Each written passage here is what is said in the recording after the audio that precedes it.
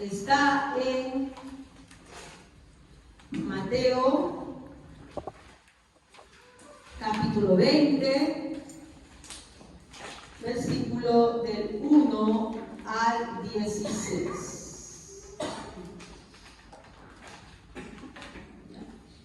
Entonces, ponemos el título, la palabra es de los obreros de la viña. Y estamos viendo en Mateo, del 20, del 1 al 16.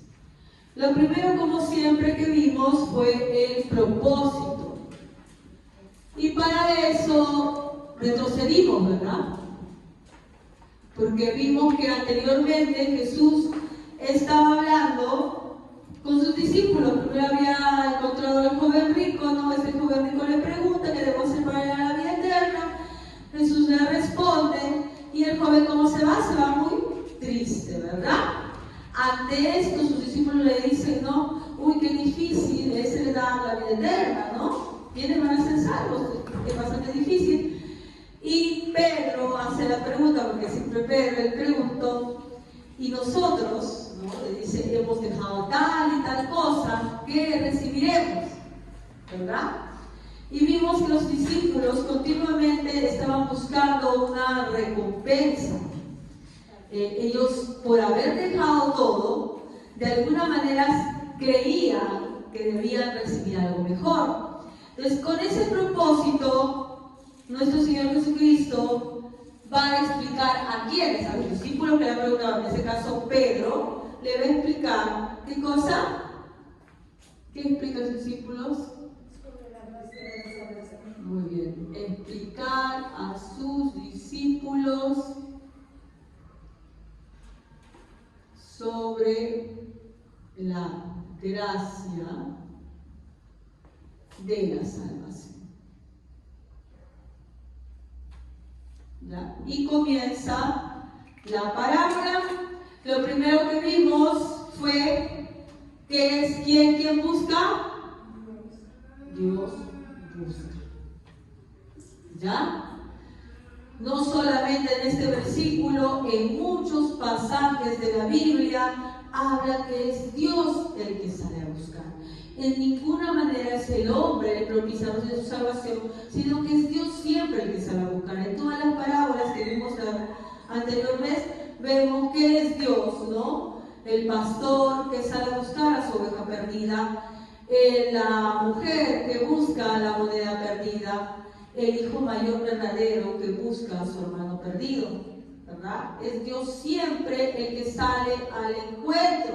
Y no solamente en las parábolas.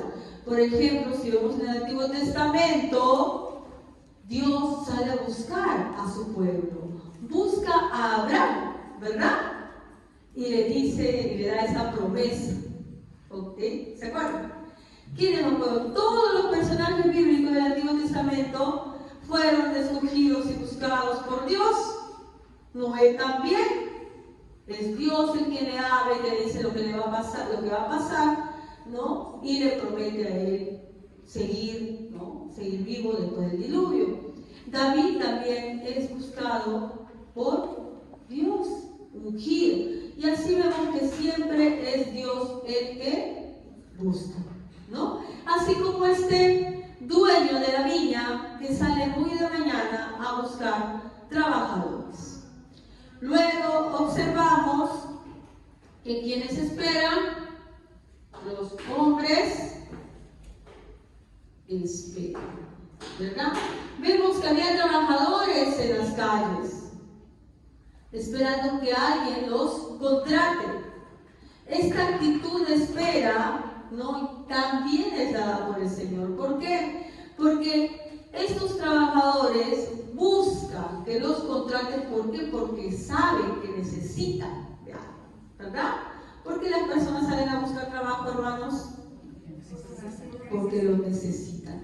¿Y si hay personas que no buscan trabajo, hermanos? Sí, hay personas que pueden necesitarlo, pero están en casa, no les importa. ¿Sí o no? Sí existe, y varios. ¿Ya? Pero hay gente que sale a buscar trabajo porque sabe esa necesidad.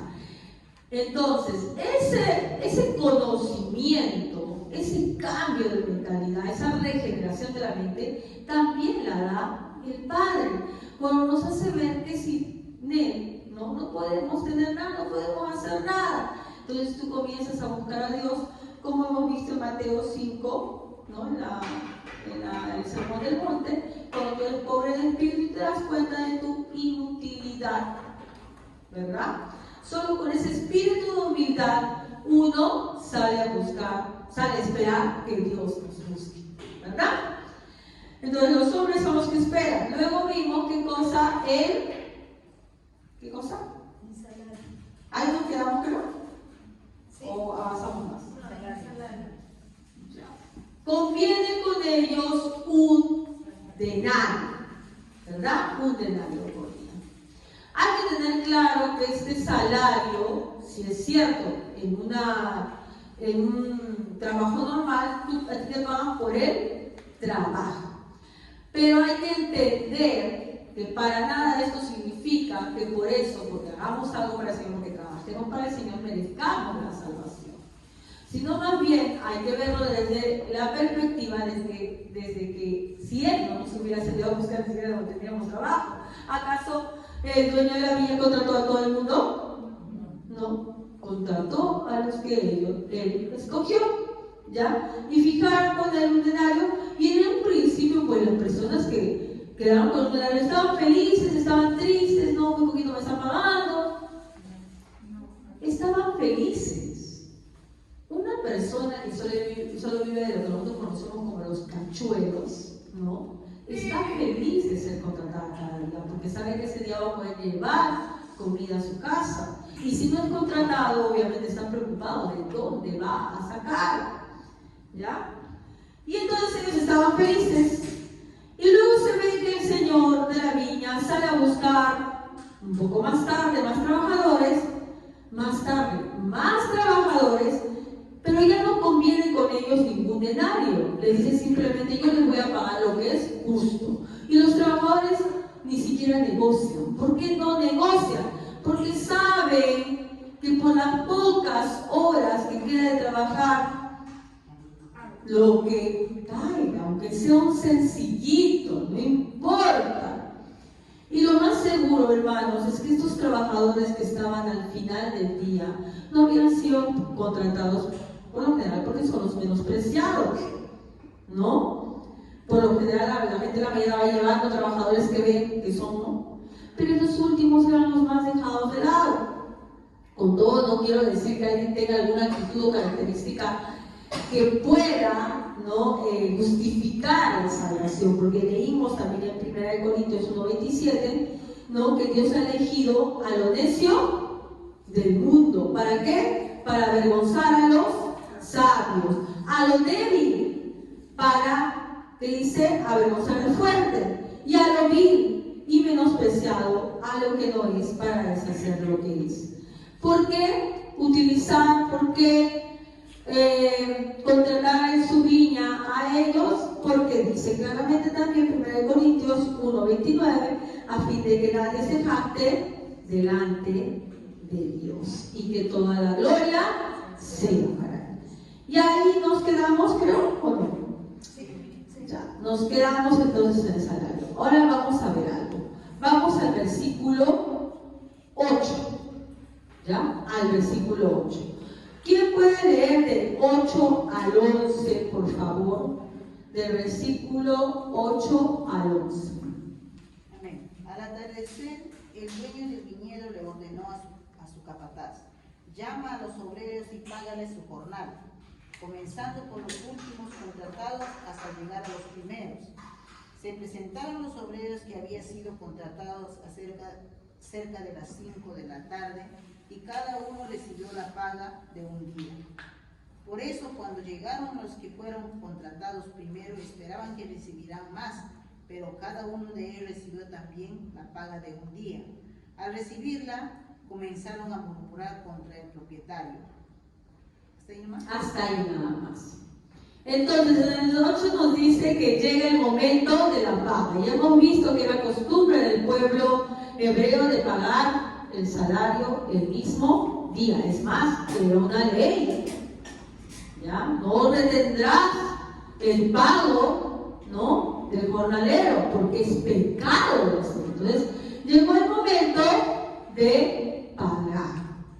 Pero hay una peculiaridad en cómo paga este dueño de la viña. A propósito, le dice al mayordomo, que es el encargado de pagar: llama a los obreros y págales el jornal, comenzando desde los últimos hasta los primeros. ¿Esto fue al azar o tuvo una intencionalidad? Intención, ¿verdad? Era intencional ese pago. Si es que el mayordomo hubiera comenzado a pagar a los que primero han trabajado, hubieran recibido su denario y se hubieran ido. Y no se hubieran dado cuenta. Usted quiere esperar que a todos le paguen. Cuando no trabajaron, te pagan y te vas. Pero intencionalmente, el padre, el dueño de la viña, pide al mayordomo que pague primero a los últimos. ¿Por qué? ¿Cuál habrá sido su intención? Sabemos que es intencional. ¿Por qué? Vamos a ver Éxodo 15:22.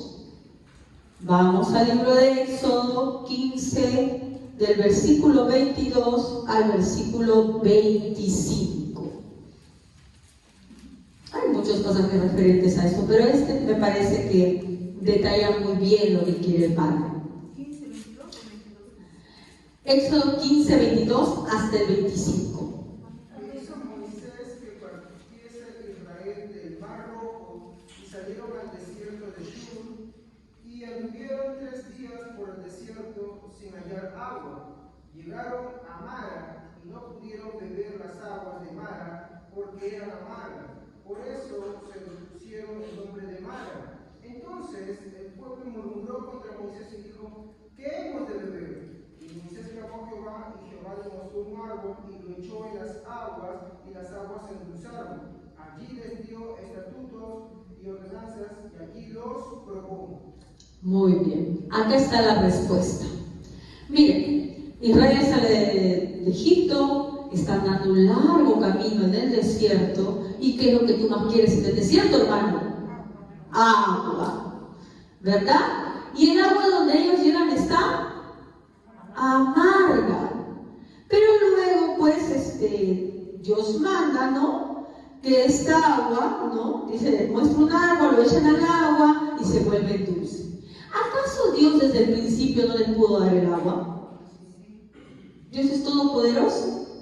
Hace rato les hubiera podido dar el agua. Pero en el pasaje nos dice por qué hace esto Dios. En el último versículo, versículo 25, dice: entonces él clamó Señor, y el Señor le mostró un árbol y lo echó en el agua, y las aguas se volvieron dulces. Y él les dio allí un estatuto y una ordenanza, y allí los puso a prueba. ¿Qué estaba haciendo el Señor con su pueblo?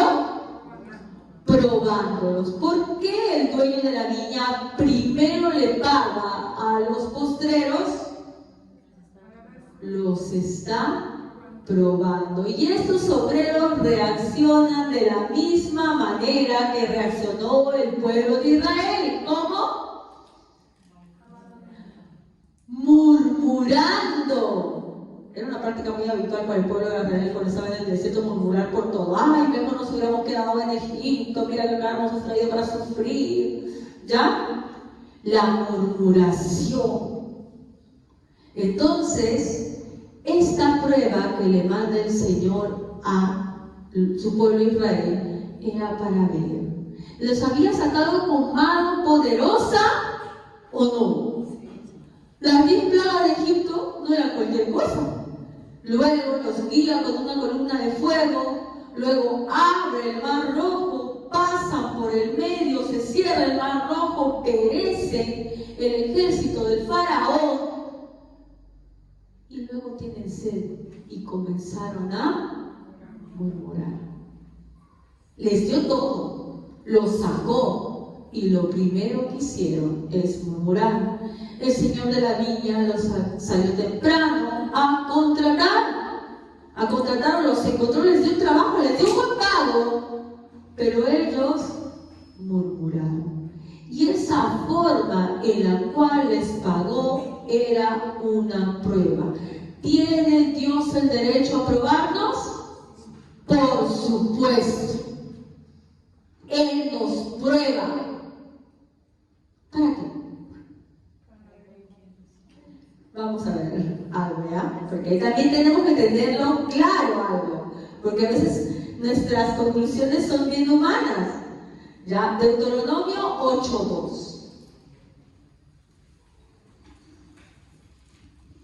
Hay que entender que la Biblia se lee como un todo, pero hay que tener también criterio para leerla, porque si solamente la leemos literalmente podemos confundirnos. Deuteronomio 8:2. ¿Qué nos dice Deuteronomio 8:2? Amén. Y te acordarás de todo el camino por donde te ha traído Jehová tu Dios estos 40 años en el desierto, para afligirte, para probarte, para saber lo que había en tu corazón, si habías de guardar o no sus mandamientos. A ver, Dios nos prueba ¿por qué? Para saber lo que... Pero hay un error. Dios sabe todo o no. Dios es omnisapiente. Si yo digo ahora que Dios quiere saber lo que hay en tu corazón, no sabe y te prueba para saberlo, estoy diciendo que Dios no sabe algo. Por lo tanto, ya no es omnisapiente, por lo tanto no es todopoderoso. Eso no es para que sepa Él lo sabe todo. Líbranos, Dios, de pensar de que Él tiene que ver, a ver cómo reaccionas tú. No, Él conoce lo profundo de nuestros corazones. Eso es para que nosotros sepamos, porque nosotros no sabemos cómo somos y nos tenemos que dar cuenta. Y en la versión que yo tengo aquí, que es NBI, si no me equivoco, dice: recuerda que durante 40 años el Señor tu Dios te llevó por todo el camino del desierto y te humilló y te puso a prueba para conocer lo que había en tu corazón y ver si cumplirás todos sus mandamientos. Miren, y aquí es un ejemplo de que las escrituras las tenemos que entender en su contexto y no solamente entenderlas literalmente. Digo, pero acá dice literalmente, hermana, que es para conocer. Entonces Dios no conoce algo. Sabemos que si leemos toda la Biblia nos damos cuenta de que Dios no sabe todo. Es imposible que haya algo que no sepa. Entonces esto es para que nosotros nos conozcamos y nos humillemos. Porque muchas veces pensamos que andamos rectamente y es necesario que Dios nos pruebe para que veamos cuál es realmente nuestra condición. A ti no te prueba diariamente Dios y no patinas diariamente. Y te das cuenta que ese corazón cristiano que debería ser cristiano no lo es. Muchas veces no es. Y te das cuenta que tus reacciones incluso no lo son.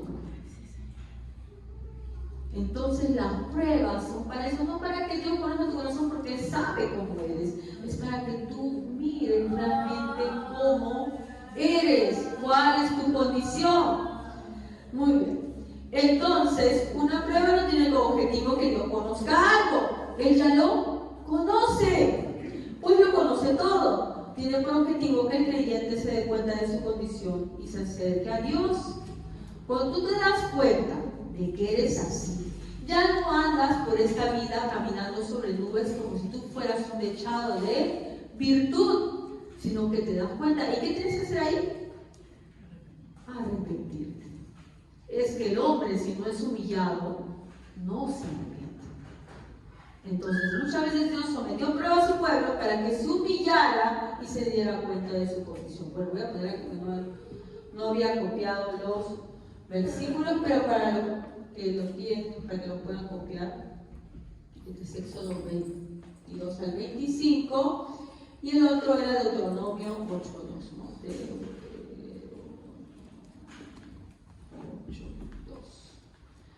¿Ok? Ahora, hasta ahí vemos entonces que el objetivo del dueño de la viña al entregar primero el pago de los postreros era justamente que ellos vieran cómo reaccionaban. ¿Cuál era la reacción de ellos? Obviamente el padre sabía cómo iban a reaccionar, pero ellos tenían que darse cuenta de la condición que tenían. ¿Ok? Entonces vamos al versículo 12. ¿Quién puede, por favor, leer el versículo 12? ¿Qué dice en el versículo 12? Amén. Diciendo estos postreros, han trabajado una sola hora, y los has hecho iguales a nosotros, que hemos soportado la carga y el calor del día. Gracias. Sabemos que los obreros estaban murmurando, ¿no? Vieron que les habían pagado más que a él, igual que a él. Dijeron, pero ¿cómo? Si nosotros hemos trabajado todo el día en el calor abrasador. Y estos, no, solamente también más. Ahí dice que a los últimos los contratan en la hora 11. ¿Cuál es la hora 11, hermanos? Las 5 de la tarde. La 11 es la 11ª hora. Recordemos que los judíos comienzan a contar desde las 6 de la mañana. La 11 entonces es las 5 de la tarde. Los contratan a las 5 de la tarde. Llevan menos de una hora de trabajar. Llegaron, ¿qué habrán hecho? No sé, embalar lo último que habían cosechado, qué sé yo. Y yo supongo que cuando estaban trabajando y llegaron un montón de gente más. Y comenzaron a coger cajitas y a guardar los frutos, qué sé yo, ¿no? Cajitas, canastitas, no sé. Pero no estuvieron ni una hora. Y entonces, dice, ¿no?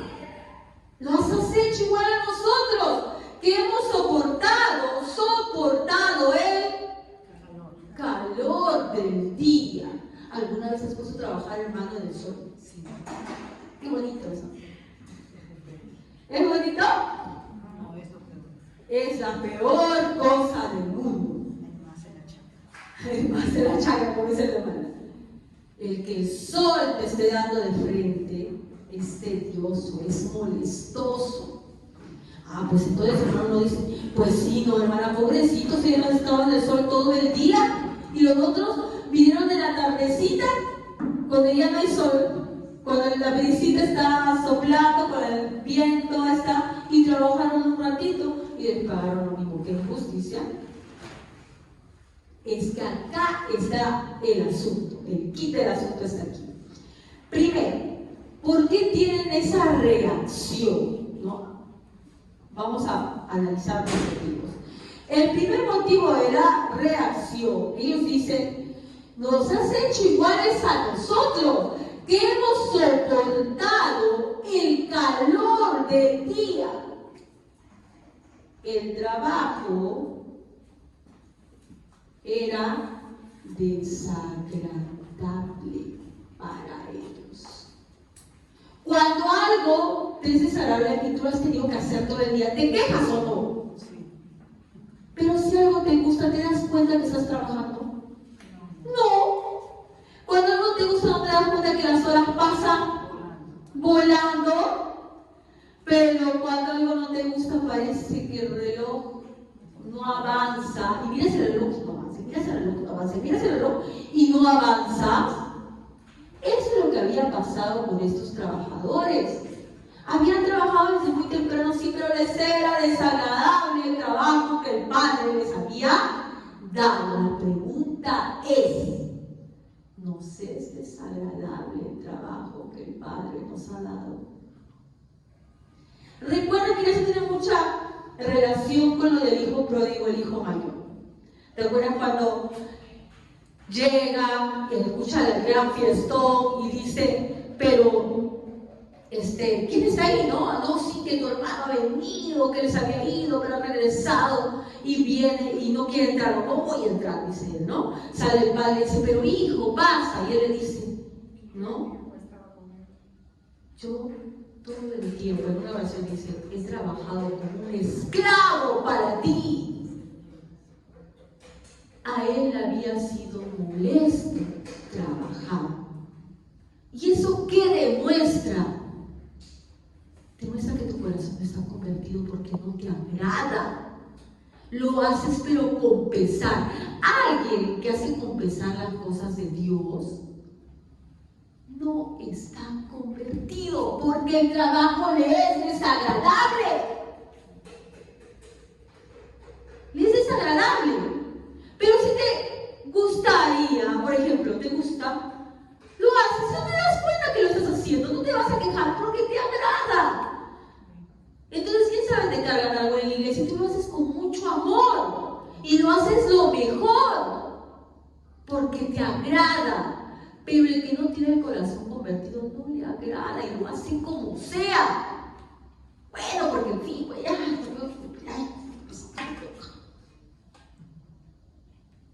¿se dan cuenta? El que está convertido viene acá, se siente y se deleita. Cada palabra es sabrosa. Cuando lee su Biblia, se deleita. ¿Qué les gusta, hermanos? Por ejemplo, a mí me gustaba mucho leer libros, me encantaba, novelas, me encanta leer libros, me encantaba. Y yo podía permanecer horas leyendo novelas. Ya les he contado que leí como 300, más o menos. Como si nada. Mi ojo no se cierra. ¿Qué te deleita? Tú ves el TikTok, te das cuenta, la hora. Tú ves TikTok para que veas que los minutos pasan volando. No te das ni cuenta. Porque te gusta, te agrada. Pero anda, estás en el servicio. Los minutos caen, pesan.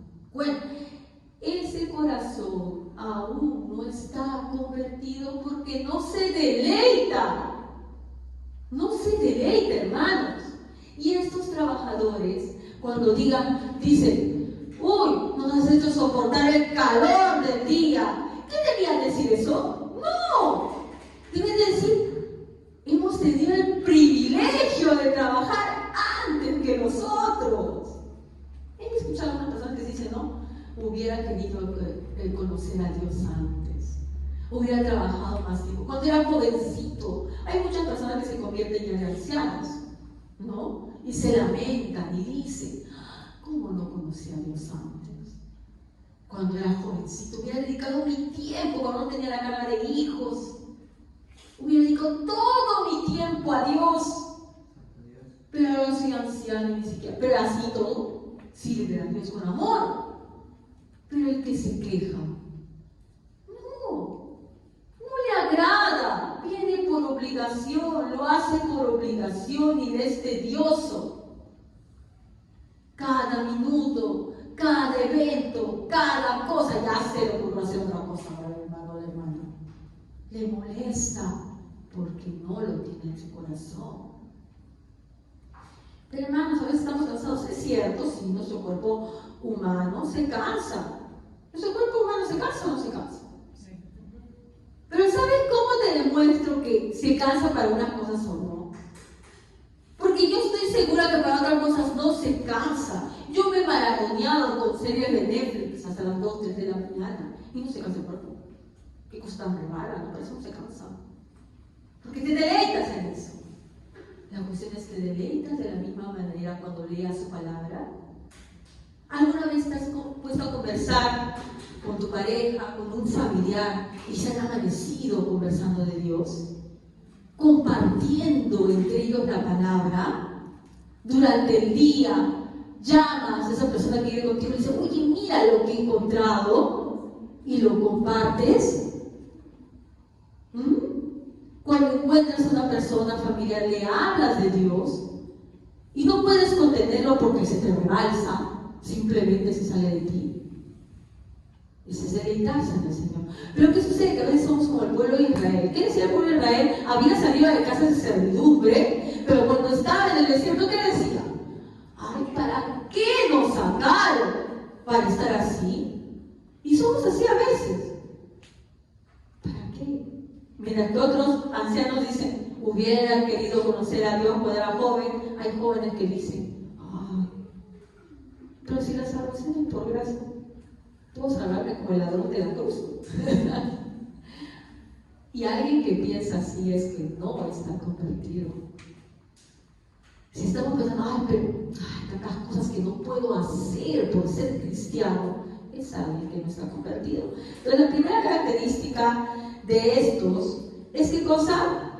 Que lo ven con desagrado, ¿no? Para ellos el trabajo es desagradable y como les dije hace un momento, lo podemos comparar con lo que habíamos visto en Lucas 15, 29, cuando vimos el hijo mayor, ¿no? El hijo mayor que le dice, mas él respondiendo dijo al padre, he aquí tantos años te sirvo. En otra versión dice, he aquí tantos años he sido tu esclavo, ¿no? Y nunca me has dado nada, porque lo ven con desagrado. La segunda razón es la envidia. ¿Qué es la envidia, hermanos?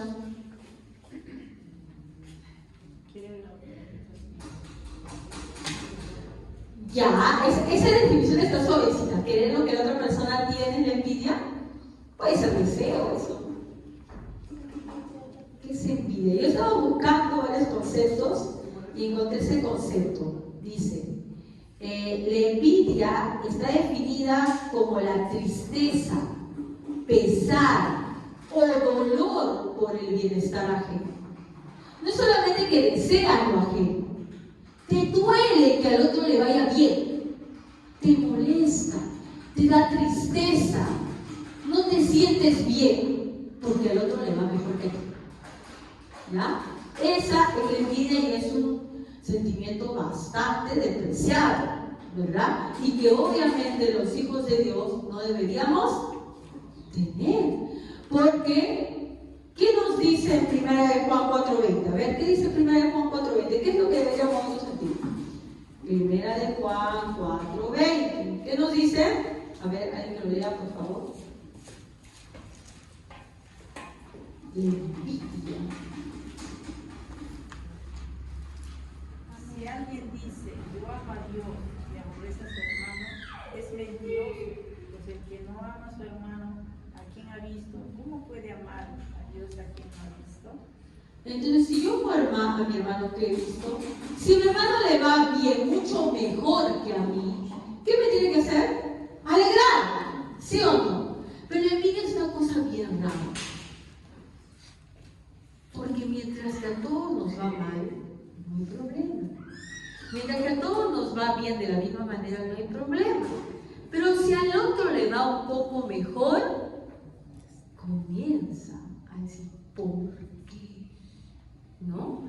Y estos hombres tuvieron ese problema y, como les dije, el propósito es explicar a quiénes, a sus discípulos.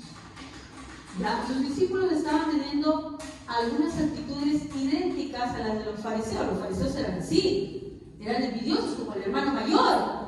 Les daba cólera que recibiera a publicanos, a prostitutas, porque decían, ¿qué cosa? O sea, estos que son van a merecer la salvación para nada. Y los discípulos estaban teniendo ese mismo problema, porque no es un mal que está solamente en el corazón del fariseo, es común al hombre. Es un pecado que tenemos enraizado en nosotros y que tenemos que darnos cuenta para poder despojarnos de él con la ayuda de Dios. Entonces, vemos, ¿no?, que esto era muy común entre sus discípulos, pues aún no habían sido perfeccionados en el amor. Todavía no. Cuando Cristo se va, ellos son perfeccionados. Pero ellos cometen muchas burradas cuando todavía están con Cristo. No, muchas veces Pedro y los demás están metidos en muchos asuntos. Ya lo habíamos leído la semana pasada, por ejemplo, en Lucas 22:24. ¿Qué nos dice Lucas 22:24? A ver, rapidito, Lucas 22:24. Lucas 22:24. A ver, ¿quién lo puede leer en voz alta? Más tarde, los apóstoles empezaron a discutir acerca de quién era el más importante entre ellos. Miren, ¿no? Esto era habitual,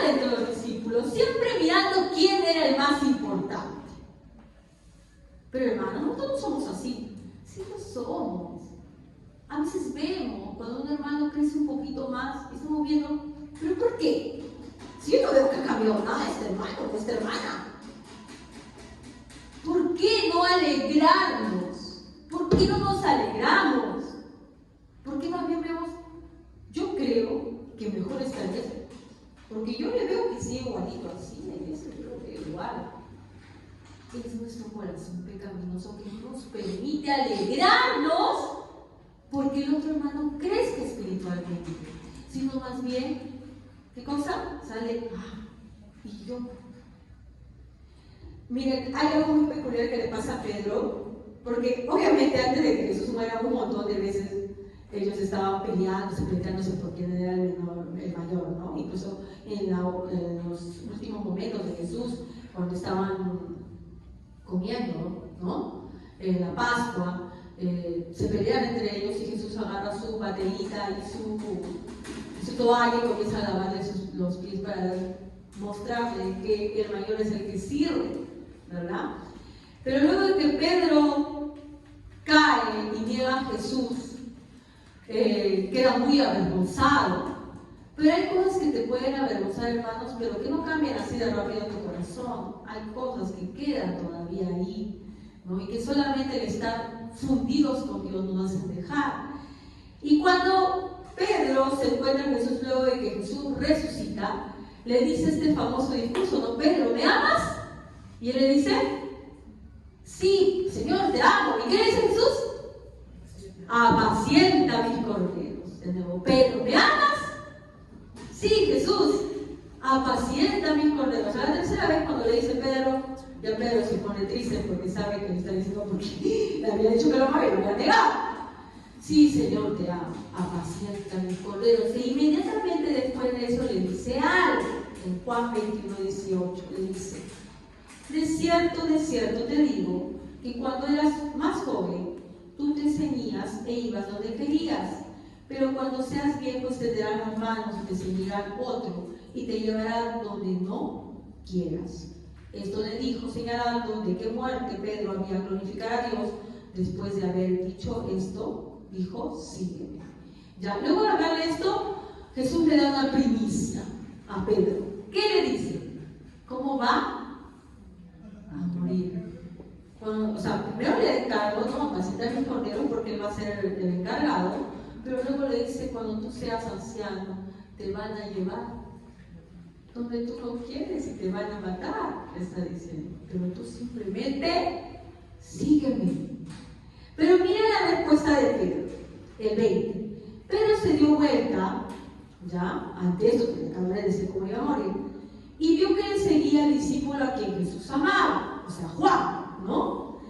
Y fue el mismo que se acostó sobre su pecho en la cena y le dijo, Señor, ¿quién es el que te va a entregar? Está hablando de Juan. Y Pedro le pregunta, ¿no? Le dice, Pedro le dijo a Jesús, Señor, ¿y quién es este? ¿Ya? Jesús le había dicho cómo iba a morir él, pero él estaba preocupado en saber.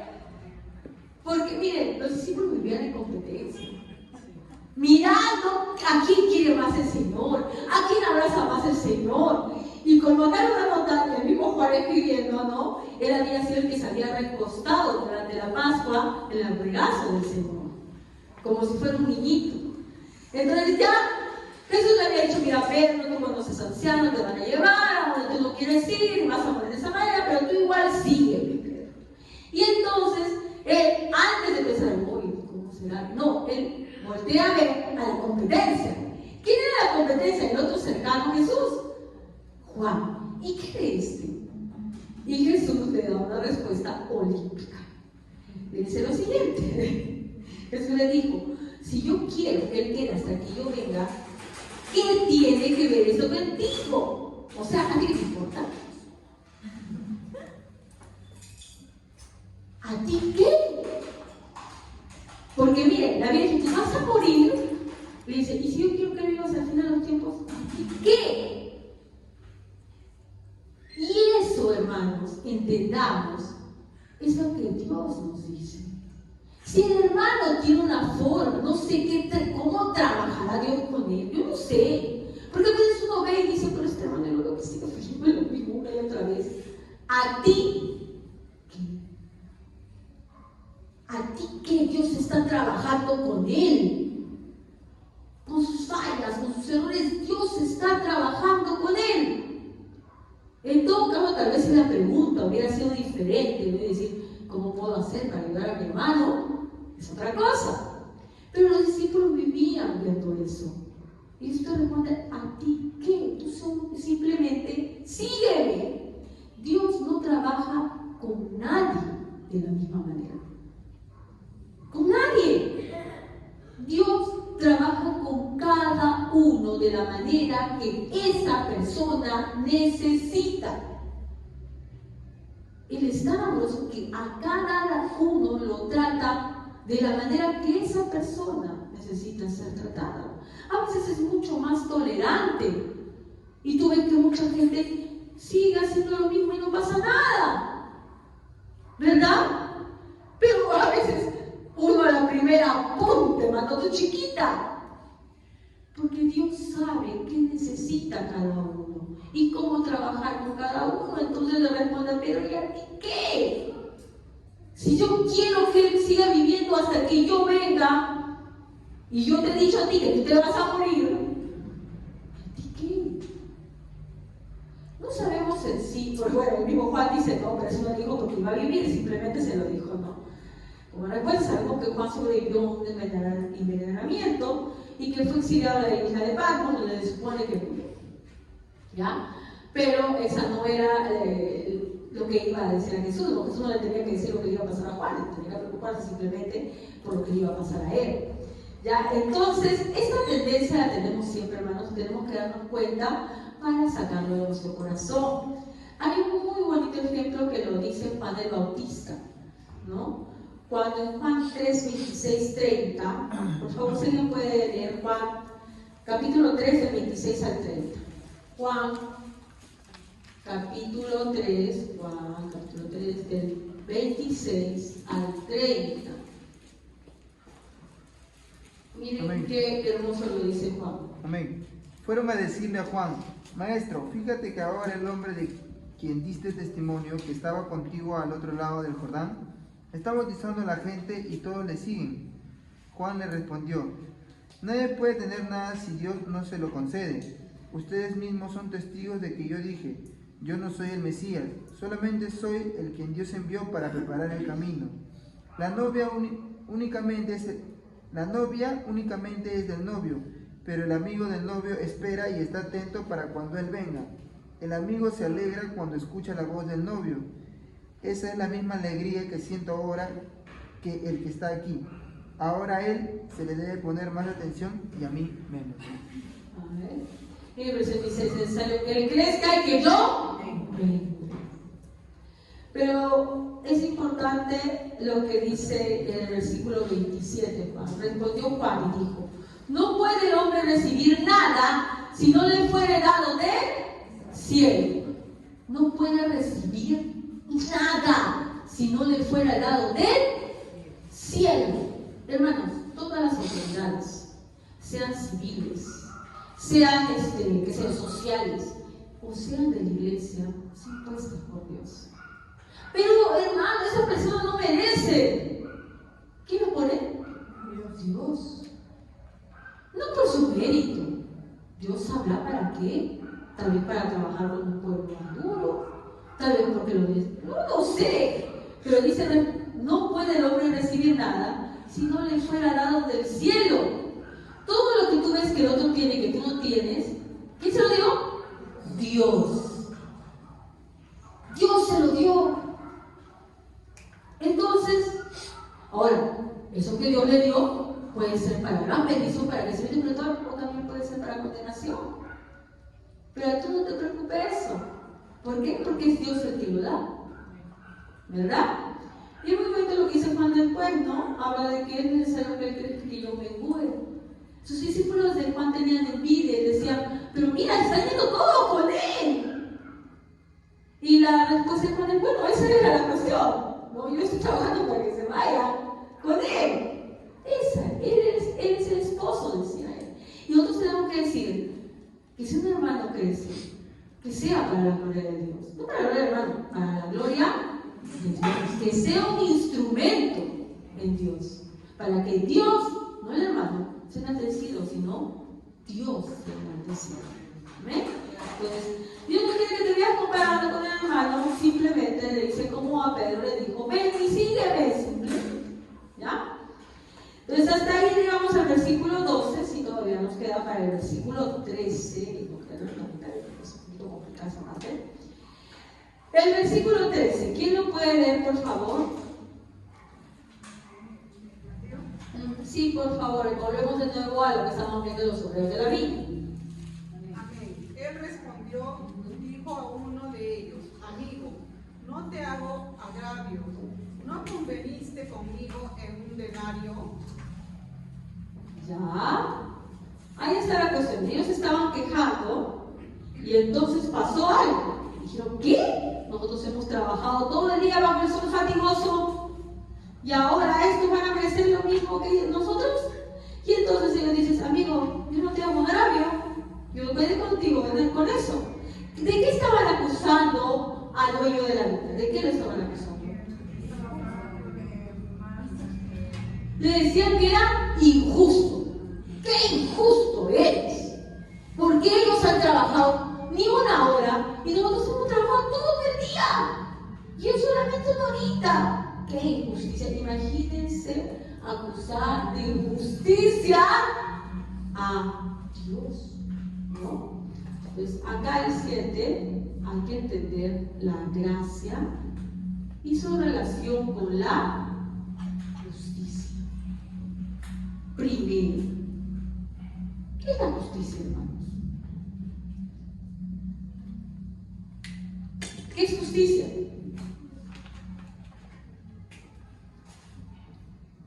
Dar a cada quien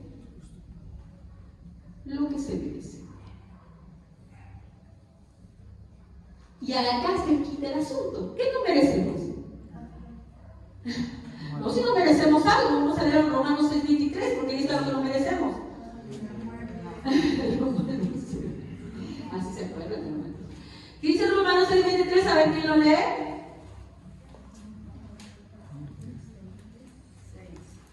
Romanos 6:23. Amén. El pecado da como pago la muerte, pero Dios da como regalo la vida eterna en unión con nuestro Señor Jesucristo. Muy bien, porque el pago del pecado es la muerte. Ya sabemos, hasta por demás decir que todos somos pecadores, por lo tanto que merecemos la muerte. Si Dios aplicara su justicia, ¿qué debería hacer con nosotros? Matarnos. Cuidado, cuidado. Pídame de gracia a Dios, no justicia, porque puede ser que te escuche, te dé justicia y te fulmine. Porque la única justicia sería tu muerte inmediata. ¿Y la gracia entonces es justicia? La gracia está afuera, hermanos. La gracia no es justicia. Porque, ¿qué es la gracia? Como dijeron por ahí. ¿Y tú te mereces el regalo? El regalo no lo mereces. Es una dádiva. Es algo que tú no has hecho nada para conseguirlo, ¿verdad? Por eso se llama regalo, dádiva. Tú no haces nada y yo te lo regalo. La gracia no es justicia. ¿Ya? Acá ponemos no justicia. ¿Es injusticia? No. Fuera de la justicia está la injusticia. Injusticia. Por ejemplo, esta persona roba, ¿no? Bueno, pues ahora hay mucha injusticia en el mundo, ¿no? Roba y sale como si nada, no pasa nada. Y está este ejemplo que es muchas veces citado por varios predicadores y que lo vuelvo a citar, que lo han escuchado ustedes, ¿no? Si alguien viene y mata a toda tu familia, ¿ya? Mata a toda tu familia, ¿tú qué quisieras? Que fuera a la cárcel, ¿verdad? ¿Y qué pasaría con un juez que dice, yo soy mucha gracia, soy muy bueno, y lo libero? Es un juez injusto. Pero entonces, hermana, la gracia es injusticia.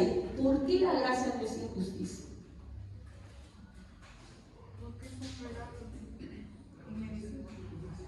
Pero sin injusticia, porque todos merecemos estar muertos. Porque la gracia no es injusticia. Porque la gracia no es injusticia. Porque debería ser justicia, ¿no? Porque la gracia no es injusticia. Hay un factor importante. La gracia no es injusticia porque el regalo sí le cuesta al que lo compró. La gracia no es injusticia, porque sí hubo un pago por ella, pero no lo pagaste tú, no lo pagué yo. ¿Quién lo pagó? Jesucristo. Por eso es que lo que nos dijo el hermano Aldo, miren cómo termina, qué hermoso termina. Mas la dádiva, mas la gracia de Dios es vida eterna en Cristo Jesús, Señor nuestro. Por eso es que la gracia no es injusticia. Porque sí, hermanos, es un regalo que no nos costó nada a nosotros. Pero a Dios sí le costó. A Él sí le costó, hermanos. Su Hijo único. Antes de ayer estaba viendo el sacrificio de Isaac. ¿Se acuerdan cuando Dios le pide a Abraham, cuando yo era joven, decía, ¿por qué? O sea, ¿qué le pasaba desde la cabeza para pedirle a Abraham que sacrificara a su único hijo? ¿No? Y en esta serie que estamos viendo, pues se veía como Abraham, la angustia tremenda, ¿no? Pero que iba caminando a pesar de que no, que iba a querer sacrificar a su hijo, ¿no? Llega hasta el monte donde va a ser sacrificado y llorando, ¿no? Lo amarra a su hijo, el niño se da cuenta y como había sido instruido desde muy pequeño por su papá, se da cuenta y dice, yo voy a hacer la ofrenda, ¿verdad? Y le dice, espero ser agradable a Dios. Entonces lo pone ahí y Dios le dice, alto, no toques al niño. Y lo libera. Y lo que me gustó de esta serie es lo que hicieron en la parte final. Encuentran al cordero, ¿no? Atrapado, ¿no? Eso es clásico. Y lo ponen ahí. Y entonces Abraham está alegre, feliz, ¿no? Porque no había sacrificado a su hijo. Y ya luego de hacer el sacrificio baja en la montaña. Y en la montaña está Jesús. ¿Por qué? Porque Él fue, ¿no? Nada de lo que pasa en el Antiguo Testamento, por más que nos parece, todo fue. Los sacrificios, matar al cordero. Es una cosa de loco. Porque realmente, ¿pero qué cosa están leyendo ahí? Todo tiene su significado. Lo que Dios no le permitió hacer a Abraham, porque sabía que le iba a doler en el alma matar a su hijo, Él sí lo hizo por nosotros. Él sí lo hizo por nosotros, ¿no? Entonces, hermanos, cuando vemos que estos obreros no se dan cuenta y reclaman, no dicen qué injusto eres, no saben de lo que están hablando, no tienen la menor idea, porque están reclamando y dicen, pero ¿por qué lo has hecho a estos iguales que nosotros? No se dan cuenta que si realmente el Padre hubiera aplicado la justicia, no serían ni contratados esos obreros, ¿no? La aplicación de la justicia de Dios significaría para nosotros la muerte. Como Dios no puede dejar de ser justo, Él no puede cometer injusticia, entonces esta gracia sí costó, sí valió, fue un precio altísimo este regalo que nos dio, la sangre de su Hijo Jesucristo. Hermanos, entonces acá nos faltaría, no quiero comenzar con el siguiente porque solamente quiero unos minutos, sino el versículo 14 y 15 también es muy importante, solamente lo dejamos ahí leyendo. En el 14 dice, toma lo que es tuyo y vete, pero quiero dar a este postero como a ti. ¿No me es lícito hacer lo que quiero como mío? ¿O tienes tu envidia porque yo soy bueno? En otra versión dice, o tu ojo es malo. A ver, no sé si alguien tiene esa versión. Porque yo no tengo esa versión, yo tengo la versión Reina Valera. Hay una que dice, o tu ojo es malo porque no sé qué. Porque yo siempre tengo así. ¿Lo tiene alguien esa versión? Es Mateo 20, 14, no, 15. O tu ojo es malo porque yo soy bueno. Te choqué el ojo porque yo le hago el bien a los demás. En otras palabras. ¿Cómo? Sí, porque yo soy bondadoso. Pero hay una versión que dice tu ojo es malo porque yo soy bueno. Pero bueno, entonces eso es lo que vamos a ver ya la siguiente semana, porque como es bastante complicadito, no quiero terminarlo ahí. Y también quería hablar de las recompensas, porque una vez les hablé de las recompensas, porque si bien es cierto, no lo voy a mostrar algo, lo voy a confundir. Ahí lo vamos a tomar. Solamente decirles que en este 14 vamos a hablar, ¿no?, de algo que se repite, miren, 2 veces. Es algo que es tuyo y vete, pero quiero dar a este postero como a ti. No me es lícito hacer lo que quiero con lo que es mío. ¿Acaso Dios no puede hacer lo que quiere con lo que es suyo? ¿Y qué es suyo? Todo. ¿Puede hacer lo que quiere? Sí. Es cierto, conceptualmente es fácil entenderlo, teóricamente sí, pero el problema es que prácticamente nos duele aceptar que Él hace lo que Él quiere, porque todo es suyo. De eso se trataría entonces la siguiente semana para concluir la parábola de los obreros de la vida. ¿Nos ponemos de pie, hermanos, para orar?